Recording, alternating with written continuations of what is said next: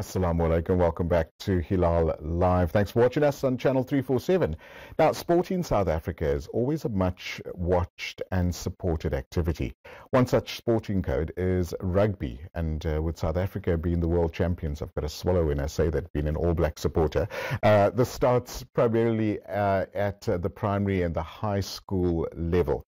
Now, in today's segment, we chat to the good people from Awqaf SA Imam Haron Commemorative Youth Rugby Festival, which started on the 21st and 22nd of September and continues this weekend, the 28th and 29th of September as well. First, from Awqaf SA, let me welcome the CEO, Mikhail Collier. Assalamu alaikum. Alaikum salam. Thank you for having us again. My absolute pleasure. And then I've been told this is, what do you get, one up from the CEO? But let's call her the director of the Youth Rugby Festival, Sister Muna Bey. Assalamu alaikum.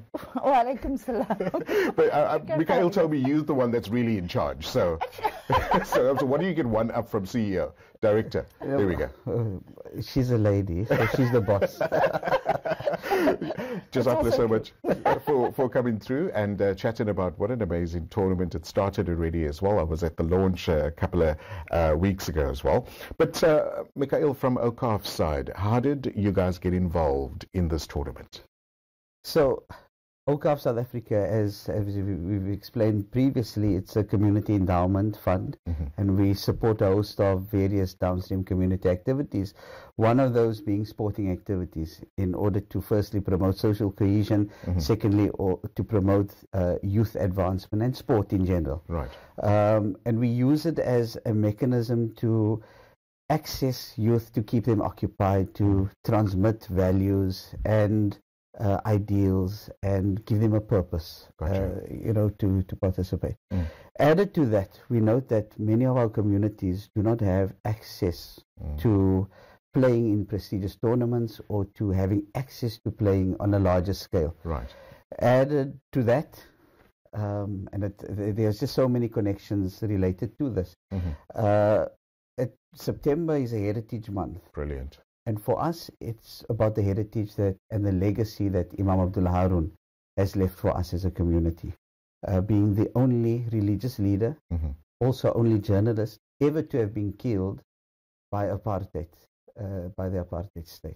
He was in detention. Right. Imam Haron transcended so many different categories of work. He was a teacher, a father, a sportsman, a rugby player, a cricketer. A religious leader, and also somebody that went into the townships to educate and uplift the communities. Where at a time where communities were segregated and you were not allowed to access various communities and township areas. Imam Abdullah Haron was very instrumental in locating Primrose, rugby and cricket at the venue that we are all beneficiaries of today. Brilliant. So around the corner from where your studio is in Kenilworth, in an upmarket area, many years ago, Imam Abdullah Haron had the foresight to acknowledge that the community was being shifted from the areas like District 6, from the CBD, and from areas onto the Cape Flats. And he said, let's locate something. He dropped the flag, and he said, let us go there, locate ourselves there, build a community around there, and ensure that there is what forward thinking absolutely is that? Yeah. And to transmit those values over in commemoration of the Imam's legacy, we thought that the Imam Abdullah Haron Commemorative Tournament should take place in the month of September, after rugby season concludes officially, but it also gives that impetus of what values, legacies, and the identity, the strong identity that our youth stand on. Brilliant. So it was intentional, and what a celebrated month to hold a rugby tournament as well. Muna, you've been part of the tournament and been part of the committee that controls how the tournament runs. What was the primary school already took place? Tell us about that. What was that like? So it was electrifying, let me put it that way.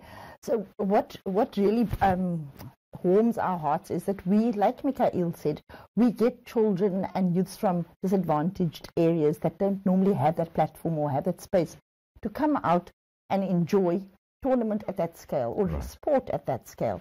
So we've had Manenberg Rangers, Surrey State Rangers, Collegians, Hamadias, Primroses, Alces River Rugby Academy, and we all came together, and these guys, the talent that these youngsters have and that they display in the sport is absolutely amazing, even growing up in those disadvantaged areas. So they don't have all the prestige and all the tools available to them that some of our kids might have, or some of the kids at the Model C schools. Yet the talent, the raw talent and the hunger for the game of rugby is so phenomenal. So they come out and they push hard and they play. And it is so entertaining. The Gears is there. We have the support of the communities at large, the families. And also from those disadvantaged areas, there might not be parents or guardians available. So you have pillars within that community that brings these boys together on a weekly basis, on a Saturday for training during the week, on a Saturday for game day, and they cart them wherever they need to be so that they may have these opportunities as well. Amazing. So that alone is just so heartwarming, and it's, if you know that you are witnessing this and the work that everybody puts in. Alhamdulillah, it was a great success. Is it just mainly boys or boys and girls? It's mixed. Okay, it is mixed. I had breakfast at Kenilworth Centre there, in fact, last weekend, and I saw this girls team come through, and they all had breakfast, and they were so excited because they were talking about the game as well. Yes, it's the first time we actually had girls take part in the tournament, and it was absolutely amazing. These girls play harder than some of the boys. Oh my goodness! I can imagine. They are so talented. But with the primary schools, we have mixed teams, especially from the smaller outlying clubs. So there's mixed teams, little boys and girls playing, especially with the mini rugby. So up until, we had one in under 13. It's her last year this year. And she's done phenomenal since under 7. So we've got the high schools happening this weekend. So you do it all over again. How many teams are taking part? All over again. So it's the same teams that are taking part, same clubs. And obviously they might not have all the age groups that we might have or Ahmadiyas might have, but they have, so we are able to fit them into the tournament and to the different pools and the knockout stages. So, they're all coming out this weekend, very excited, obviously, because last week now the ball up. Of course. And, Who won last week, by the way? So I think Ahmadiyas ran away with most of our with most awards. of our, yes, Ahmadiyas and Primrose with the primaries. I would imagine with all of this happening as well, you've got quite a few people that assist, coaches, referees, linesmen, things like that. Yes. This is a coordinated affair, affair that happens for this weekend. Yes, lots of work go into that. Behind the scenes, on our side alone, we have such a strong team that works for months leading up to this event. It's the referees from the union that we have to secure, and then we have volunteers from our parent structure as well. So it's not only the admin guys the administration around this is insane, getting people to register, the clubs to register in time so that we can have the player cards and all of those things ready. But there's a lot of other things that has to fall into place before we can do it. And the coaches, obviously, tirelessly, they are at the field day in and day out, getting the boys. Yes, they play throughout the season, right? But this is bragging rights, of course, for the clubs, right? So, Mikhail, one of the things that we're looking forward to is that the games are going to be televised this weekend.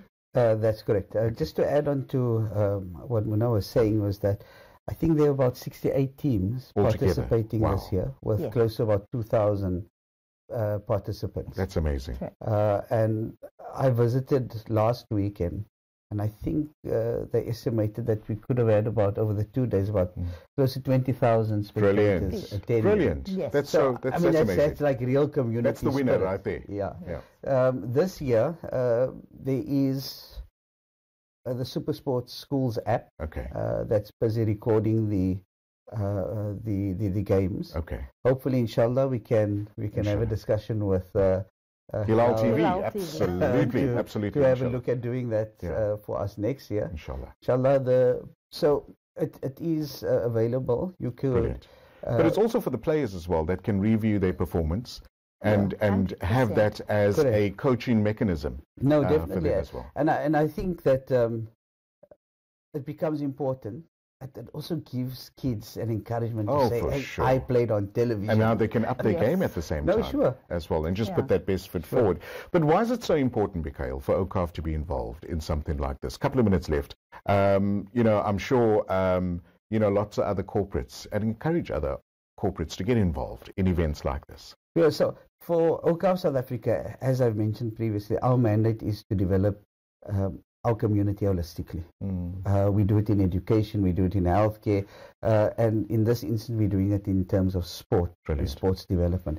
The very important story that comes out of this is that we also we have a pool of youth that we can develop leadership skills. I mentioned at the launch that the lessons learned, for me, throwing the ball in terms of cricket, hitting the ball and the tackles, those are all byproducts of what we're wanting to achieve. We're wanting to achieve a sense of giving people purpose, number one, an identity, to know that we come from a particular background. We come from a background, and it's Heritage Month, so let me just digress a little bit.